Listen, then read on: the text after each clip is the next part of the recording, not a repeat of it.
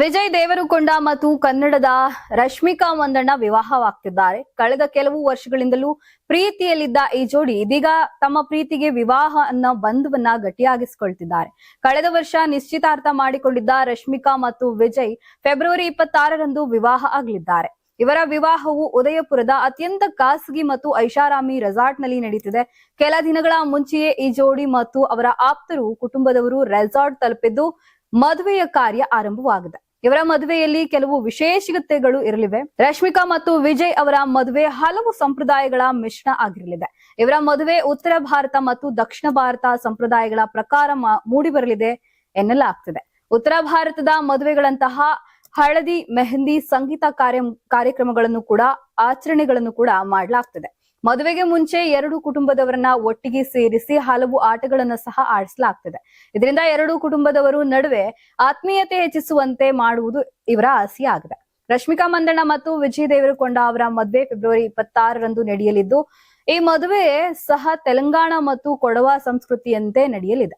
ವಿಜಯ್ ದೇವರಕೊಂಡ ತೆಲಂಗಾಣದ ಪದ್ಮಸಾಲಿ ಸಮುದಾಯಕ್ಕೆ ಸೇರಿದವರು ಎನ್ನಲಾಗ್ತಿದ್ದು, ಅವರ ಸಮುದಾಯಕ್ಕೆ ಸೇರಿದ ಸಂಪ್ರದಾಯ ಮತ್ತು ರಶ್ಮಿಕಾ ಮಂದಣ್ಣ ಕೊಡವತಿಯಾಗಿದ್ದು, ಅವರ ಕೊಡವ ಸಮುದಾಯದ ಆಚರಣೆಗಳನ್ನು ಸೇರಿಸಿ ಮದುವೆ ಮಾಡಲಾಗ್ತಿರುವುದು ವಿಶೇಷ.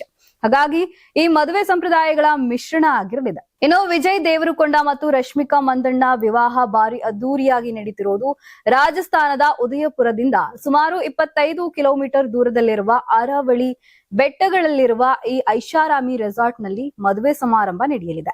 ಈ ರೆಸಾರ್ಟ್ ಬರೋಬ್ಬರಿ 117 ಖಾಸಗಿ ವಿಲ್ಲಾಗಳು, ನದಿ, ಕೊಳ, ಖಾಸಗಿ ಹೆಲಿಪ್ಯಾಡ್ ಹೊಂದಿದೆ. ಮದುವೆ ಸಮಾರಂಭದಲ್ಲಿ ವಿಜಯ್ ದೇವರಕೊಂಡ ಮತ್ತು ಅವರ ಕುಟುಂಬದವರು, ಅತ್ಯಾಪ್ತ ಸಂಬಂಧಿಗಳು ಮತ್ತು ರಶ್ಮಿಕಾ ಮಂದಣ್ಣ ಅವರ ಕುಟುಂಬದವರು ಮತ್ತು ಅತ್ಯಾಪ್ತ ಸಂಬಂಧಿಗಳು ಹಾಗೂ ಕೆಲವು ಸ್ನೇಹಿತರಷ್ಟೇ ಭಾಗಿಯಾಗಿದ್ದಾರೆ.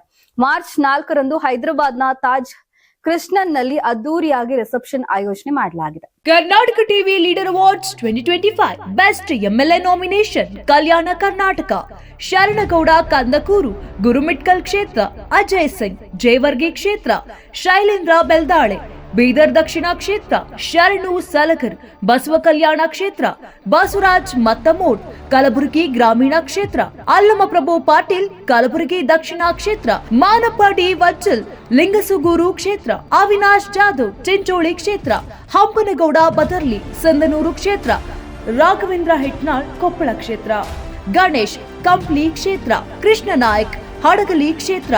ಕರ್ನಾಟಕ ಟಿವಿ ವಾಟ್ಸ್ಆಪ್ ಚಾನೆಲ್ ಮೂಲಕ ವೋಟ್ ಮಾಡಿ ಹಾಗೂ ಇವರಲ್ಲಿ ಬೆಸ್ಟ್ ಎಂಎಲ್ಎ ಯಾರಂತ ಕಮೆಂಟ್ ಮಾಡಿ. ನೀವು ಸಣ್ಣ ಆಗ್ಬೇಕಲ್ವಾ? ಅದು ಒಂದು ಉತ್ತಮ ಆಹಾರದಿಂದ ಸಣ್ಣ ಆಗ್ಬೇಕಲ್ವಾ? ಪ್ರತಿದಿನ ನಮ್ಮ ಜೀನಿ ಸ್ಲಿಮ್ ನ ಯೂಸ್ ಮಾಡಿ ಯಾವುದೇ ಸೈಡ್ ಎಫೆಕ್ಟ್ ಇಲ್ದಂಗೆ ನೀವು ಸಣ್ಣ ಆಗ್ತೀರಾ.